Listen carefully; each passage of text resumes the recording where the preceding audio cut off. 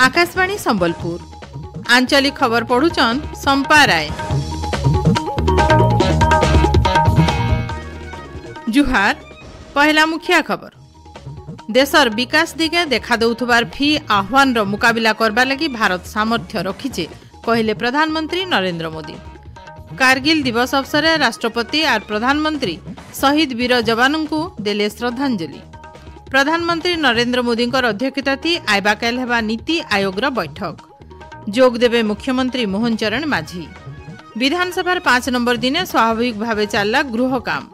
आइबा सोमवार तक गृह के मुलतवी घोषणा कले बाचस्पति। और सोनपुर और केन्दुझर न स्थापना हेबा नुआ ईएसआई हॉस्पिटल।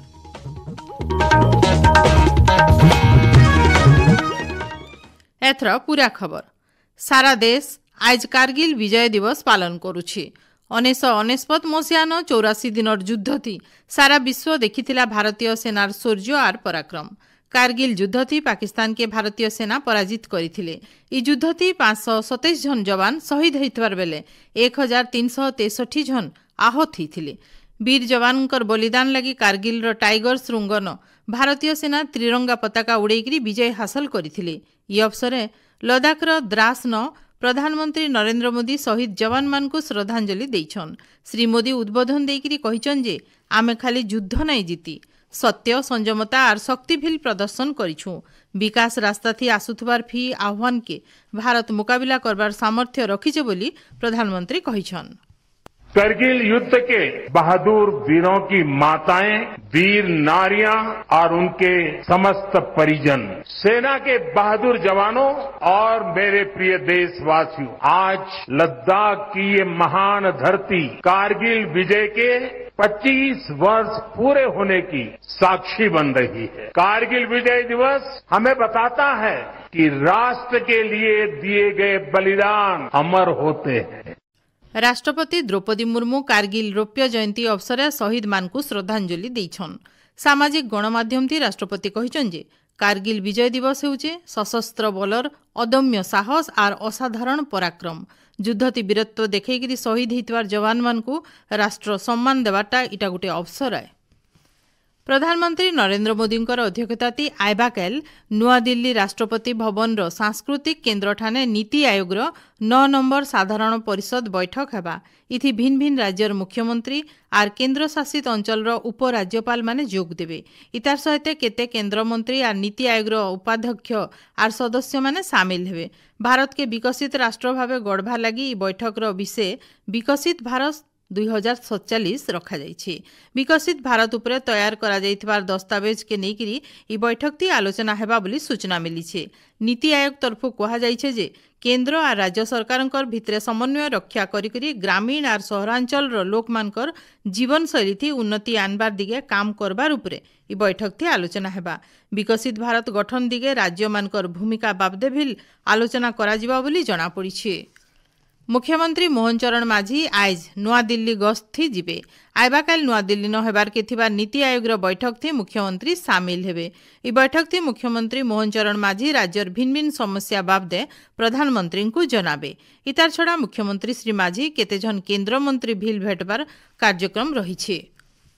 विधानसभा अधिवेशन चालुथिबानु आइबा 29 तारीख सोमवार दिन मुख्यमंत्री अभियोग प्रकोष्ठ न जनशुणाणी बंद रहबा। ई बाबदे साधारण प्रशासन और साधारण प्रशासन अभियोग विभाग तरफु लुकर जानबा लगी सूचना दिया जाइछे। ओडिशा हाईकोर्ट 77 नंबर प्रतिष्ठा दिवस आर पहला मुख्य विचारपति जस्टिस बीके रायकर श्राद्ध दिवस आज हाईकोर्ट परिसर न पालित हो जाइछे।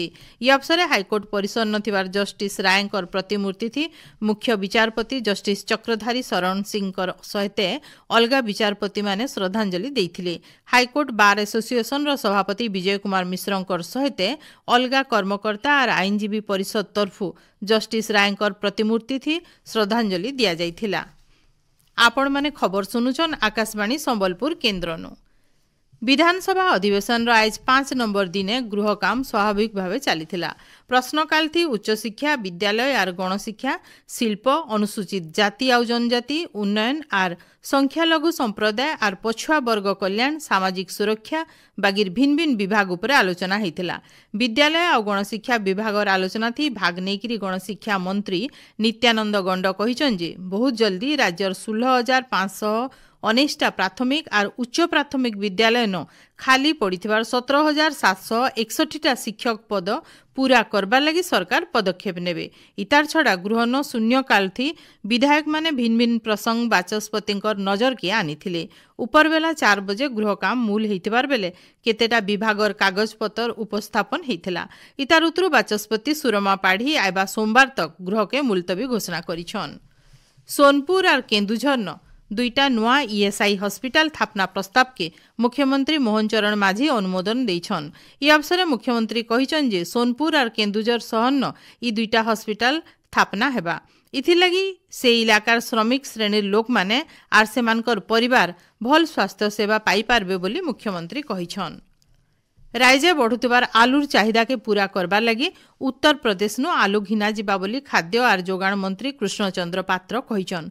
मंत्री श्री पात्र आज भुवनेश्वर पाखर आईगिणिया आलू गुदाम के जाइकरी स्थितिर जांच करिछन। ई समयाथे से कहिछन जे एछन जेतकी परिमाण रो आलू अछि सेटा राज्यर 7 दिनर चाहिदा पूरा करि पारबा।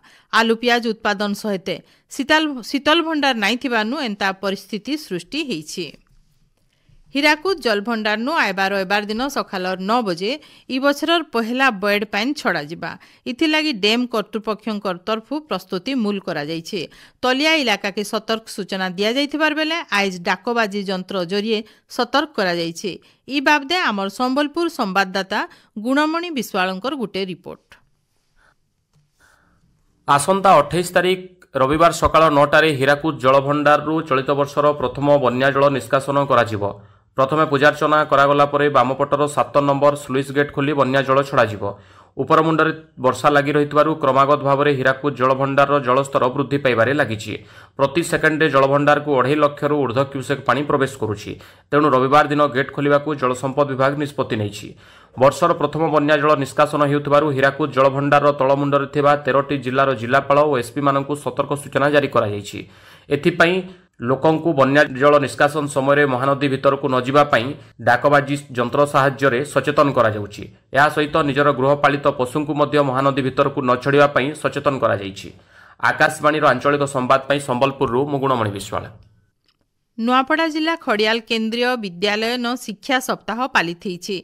ई अवसर 7 दिन धरिकी भिन्न भिन्न कार्यक्रम होउतबार बेले छात्र छात्री और शिक्षक शिक्षयित्री मानकर संगे भल संपर्क स्थापना और विद्यालयर आनुषंगिक व्यवस्था छात्र छात्री मानकर भितरे थिबार प्रतिभा के लोकलोचन के आनबा लगी प्रयास करा जाउछि। बौद्धर महानदी आलती घाट के पर्यटन क्षेत्रर मान्यता दाबी करिकरी आलती कमिटी जिलापाल जे सोनालकर संगे आलोचना करिछन। इतार सहित जल संपद पर्यटन पूर्त और नगर उन्नयन मंत्रींकर उद्देश्य स्वतंत्र दाबीपत्र जिलापालंकु दिया जाइछि। प्रधानमंत्री नरेंद्र मोदी आइबा 28 तारिख रविवार दिन आकाशवाणी मन की बात कार्यक्रम जरिए देशवासी को संबोधन करबे। इटा तांकर 112 नंबर मन की बात कार्यक्रम हेबा। ई कार्यक्रम आकाशवाणी और दूरदर्शन जरिए आर AIR news website news on AIR mobile app थी प्रसारण करा जिबा। एआईआर न्यूज डीडी न्यूज और पीएमओ ऑफिस रो यूट्यूब चैनल थी भी सुना जाई पारबा। प्रधानमंत्री हिंदी अभिभाषण उतरु आंचलिक भाषा थी इतार प्रसारण करा जिबा। पाणीपाग उत्तर बंगोपसागर और तार आखरपाखर इलाका न गोटे लघुचाप क्षेत्र सृष्टि होइछे। उत्तर बंगोपसागर बांग्लादेश समुद्र खणी न लघुचाप केन्द्रीभूत होइतिबार बेले इटा पश्चिम उत्तर पश्चिम दिगाड़ के गति करबा बोली पाणीपाग विभाग तरफु सूचना मिलीछे। इतार प्रभाव थी उत्तर और उपकूल ओडिशार भिन्न भिन्न जगह न जबर वर्षा हेबार संभावना रहिछे। आइबा 5 दिन तक वर्षा लगी रहबा बोली आंचलिक पाणीपाग विज्ञान केन्द्र तरफु सूचना मिलीछे। सियाड़े आइबाकाल पश्चिम ओडिशार कलाहांडी के छाड़ीदेले बाकी जिला मान के जबर वर्षा हो पारे बोली पाणीपाग विभाग सतर्क करेछे। शेषे मुखिया खबर फेर घाए देशर विकास दिगे देखा दौथुबार फी आह्वान रो मुकाबला करबा लगी भारत सामर्थ्य रखिछे कहले प्रधानमंत्री नरेंद्र मोदी। कारगिल दिवस अवसर राष्ट्रपति और प्रधानमंत्री शहीद वीर जवान को देले श्रद्धांजलि। प्रधानमंत्री नरेंद्र मोदी अध्यक्षता थी आइबाकाल हेबा नीति आयोग बैठक। जोग देवे मुख्यमंत्री मोहन चरण माझी। विधानसभा 5 नंबर दिन स्वाभाविक भाव चलला गृह काम। आइबा सोमवार तक गृह के मुलतवी घोषणा कले बाचस्पति। और सोनपुर और केन्दुझर न थापना हवा नुआ ईएसआई हॉस्पिटल। आजर आंचलिक खबर इन शेष। जुहार।